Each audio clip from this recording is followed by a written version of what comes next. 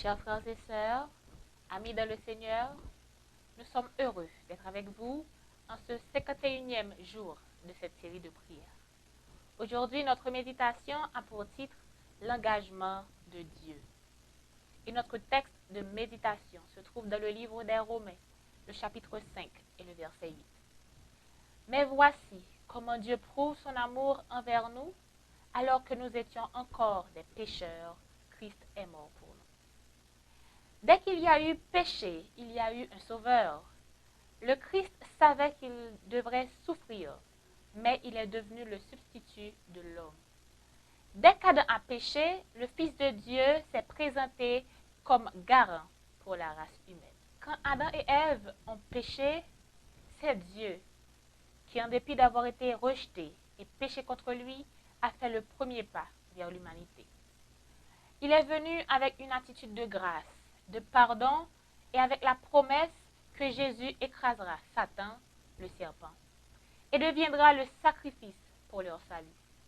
Le Christ marche toujours vers vous avec cette même attitude, chers frères et sœurs. Il est attaché à vous et à votre salut.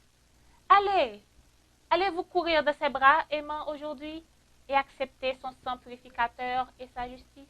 La guérison du docteur Hamel de Covid-19, qui est un médecin de Berrien Springs, après de nombreuses intercessions de la communauté de foi.